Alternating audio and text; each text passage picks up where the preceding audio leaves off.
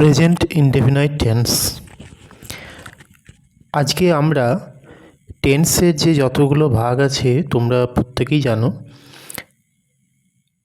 সেই টেন্সের প্রথম যে ধাপ অর্থাৎ বর্তমানকাল, দ্যাটস মিন প্রেজেন্ট টেন্স।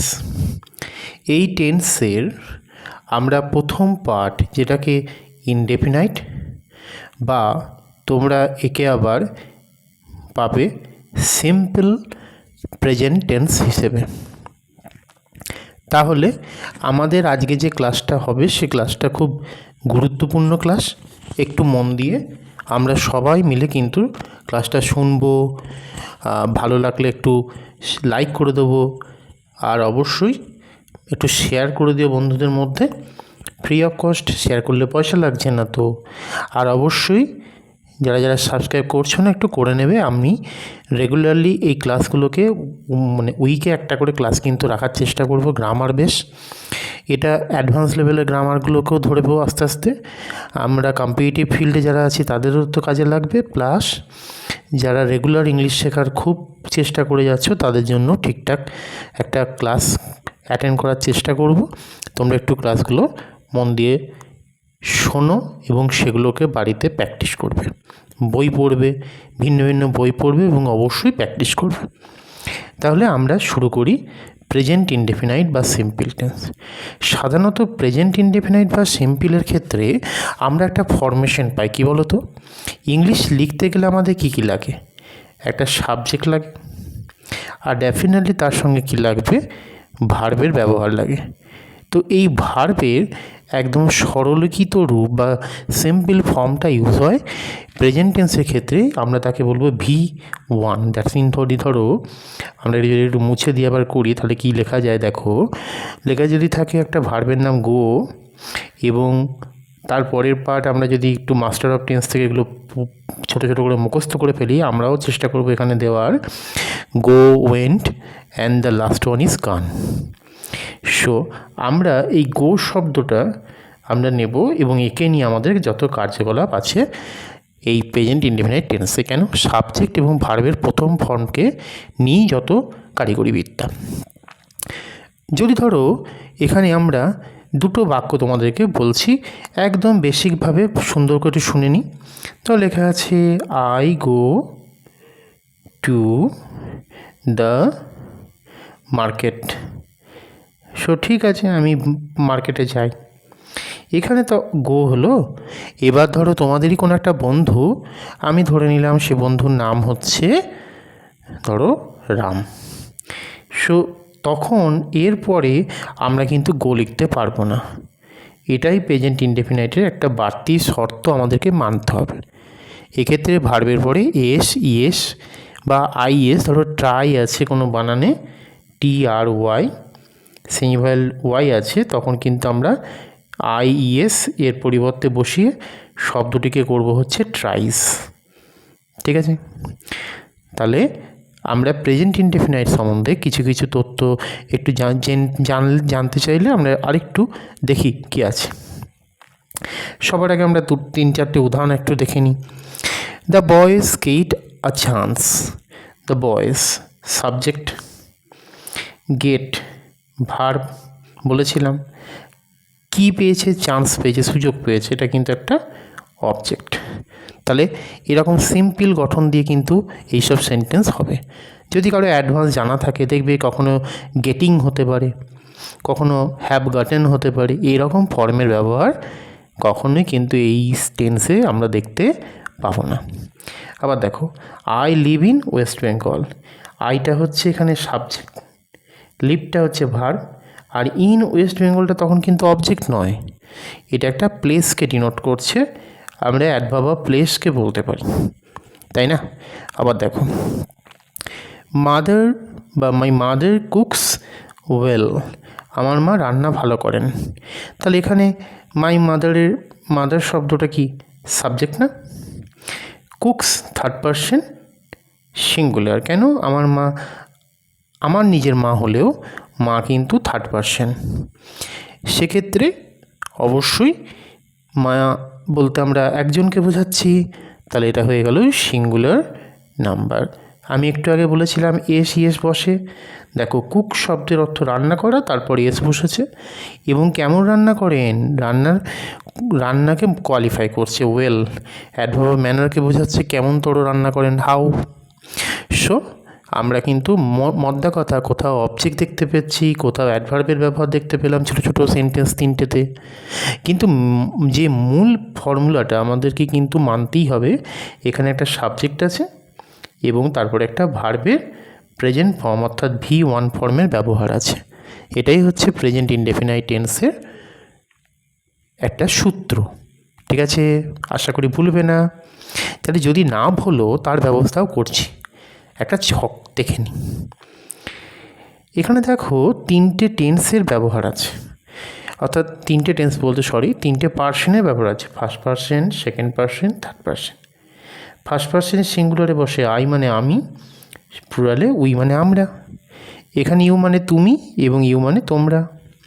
বিরাট, এটা আমরা হি সি বিরাট কোনো একটা নাম তার পরিবর্তে বসালাম, আর দেটা হচ্ছে সেক্ষেত্রে plural number.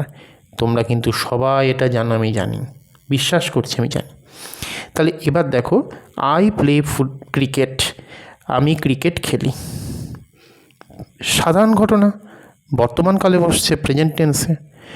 We play cricket, here this is also simple content, একটা সামান্য একটা ঘটনাকে বোঝাচ্ছে। এভাবে দেখো প্রত্যেকটা রিপিটেশন আছে। শুধুমাত্র থার্ড পার্সন সিঙ্গুলারের ক্ষেত্রে দেখো বিরাট আছে এখানে একজন বলে, প্লে যে ভার্বটা আছে যার মানে খেলা করা, এরপর একটা কিন্তু এস বসে গেছে, প্লেস। মনে থাকবে এইটা, তোমরা আমাকে কমেন্টে গো দিয়ে একবার লিখে ফেলো তো একটা করে।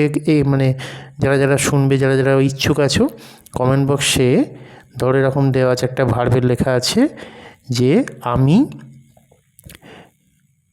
একটি চিঠি লিখি, তো সেটাকে আমি একবার দিয়ে লিখবে আর একবার লিখবে সে চিঠিখানি লেখে। একবার ট্রান্সলেশন করে ভালো দেখি কমেন্টে কে কারটা ভালো হয়। চলো এবারে কি কয়েকটা ছোটো ছোটো ফর্মুলা আছে, একটু দেখে নিই। প্রেজেন্ট ইনডেফিনিটে বলছে it is use to indicate a regular action of present tense. সাধারণ ঘটনা যেগুলো প্রতিদিন ঘটে সেই ধরনের সেন্টেন্স কিন্তু প্রেজেন্ট ইনডেফিনিটে ইউজ হয়। আমরা জানি তো যে সাধারণ ঘটনা, আমি ঘুম থেকে উঠি, আই ওয়েক আপ, এটা হতে পারে। আই রাইজ, এটা হতে পারে। আমি ধরো অন্য কোনো বন্ধুর জন্য বললাম যে তোমরা প্রতিদিন পড়া করো, তাহলে এই যে প্রতিদিন শব্দের জন্য বলছি ইউ স্টাডি এভরিডে, তো you read the lessons everyday. যে যার নিজের মতো করে করতে পারো। সেক্ষেত্রে ভার্বের ব্যবহার কিন্তু আমরা দেখতে পাচ্ছি রেগুলার ফর্ম হচ্ছে, সেগুলোকে আমরা প্রেজেন্ট ইনডেফিনাইট টেন্সে বসাবো। আবার দেখো বলছে no need of any helping verb. এক্ষেত্রে হেল্পিং ভার্ব লাগে না। আমরা কখনো এরকম লিখতে পারি যে আই অ্যাম রিডিং, তাহলে তো আমি পড়ছি হয়ে যাবে, আমি পড়ি তো হচ্ছে না। সেই জন্য এখানে এরকম হেল্পিং ভার্বের প্রয়োজন পড়ছে না। আবার বলতে পারি না হি হ্যাজ প্লেড, সে খেলা করেছে। এরকম শব্দের ব্যবহার না, বাংলা মানে পাল্টে যাচ্ছে, তাহলে পার্টিসিপেল ভার্বেরও ব্যবহার হলো না। ঠিক আছে, যথারীতি আমি আশা রাখবো, বিশ্বাস করছি যে তোমরা এগুলো বুঝতে পারবে এবং অবশ্যই কমেন্টে লিখবে। চলো দেখি আর কিছু আছে কি না। এবার বলছে যে in case of interrogative sentence, প্রশ্ন তৈরি করতে গেলে বলছে ডু বা ডাজ প্রয়োজন পড়ে ইনডেফিনাইট টেন্সে। কীরকম? ডু ইউ ডোনেট মানি, তুমি কি টাকা দান করো? আমরা দেখবে ভিখারি নেখারি গরিব মানুষ থেকে শুরু করে যাদেরকে সামর্থ্য আছে আমাদের, আমরা কম বেশি দিতে চেষ্টা করি। তাহলে বলছে ডু ইউ ডোনেট মানি, সাবজেক্টকে ইউ, ডোনেট কি মেন ভার্ব। কিন্তু প্রশ্ন করার সময় অক্সিলারি ভার্ব ডুটা সামনে চলে আসে। আসলে বাক্যটা যদি আমরা ডুটাকে মুছে দিই তাহলে প্রশ্নগুলো চিহ্নটা পাল্টে যাবে। ইউ ডোনেট মানি, তাহলে তুমি অর্থ দান করো। কিন্তু প্রশ্ন করছে তুমি কি অর্থ দান করো? প্রশ্ন করতে গেলে কী হয়? ডু ইউ ডোনেট মানি, তাই ডুটা কিন্তু একমাত্র প্রেজেন্ট ইনডেফিনাইট টেন্সের ক্ষেত্রে সামনে চলে আসবে যদি তোমরা ইন্টারোগেটিভ সেন্টেন্স গঠন করো, প্রশ্নবোধক বাক্য গঠন করো। যেমন আর একটা উদাহরণ আছে, দেখো দেখে নিই। Does she dance well? সিটা কি সাবজেক্ট, ডান্সটা কি ভার্ব। কিন্তু থার্ড পার্সনে আমাদের কী হয় বলো তো, সি ডান্সেস হয়ে যেত যদি সাধারণ বাক্য হতো। কিন্তু প্রশ্নবোধক বাক্যে এই ডান্সেস কথাটা থেকে আমরা ডাস নামক একটা অক্সিলারি ভার্বকে সামনে নিয়ে চলে এলাম। তাহলে এই প্রশ্ন তৈরি হয়ে গেল, যেহেতু ডাস নিয়ে নিয়েছি তখন আর এসটা থাকলো না। ঠিক আছে, এরপরও যদি বুঝতে অসুবিধা হয় অবশ্যই বলবে। তোমরা একটা কমেন্ট বক্সে প্রশ্ন করে দিতে পারো পজ করে, সেটা কি বলো তো, যে এই যে ডাস কথাটা দেওয়া আছে, তো তোমরা একটা চেষ্টা করে দেখি, আমি যদি তোমাদের একটা সেন্টেন্স দিই কেউ লিখতে পারো কি না দেখি। সেটা হচ্ছে হি রিডস দ্য বুক। এটাকে প্রশ্ন বানিয়ে একটু কমেন্টে লেখো দেখি এরকম নিয়মে। ঠিক আছে, চলো নেক্সট দেখি। In case of negative sentence auxiliary verb use, না বাচকও কিন্তু লাগে। কীরকম দেখো লেখা আছে, কেউ যদি এখানে লেখা আছে I don't like a smoker, আমি একজন ধূমপানকারীকে পছন্দ করি না। তাহলে এখানে লাইক মানে পছন্দ করা, কিন্তু যখন না বাচকে করছি তখন কী হচ্ছে, ডু নট লাইক। প্রশ্ন তৈরি করতে গেলে লাইকটা কি মেন ভার্ব, ডুটা কি অক্সিলারি ভার্ব।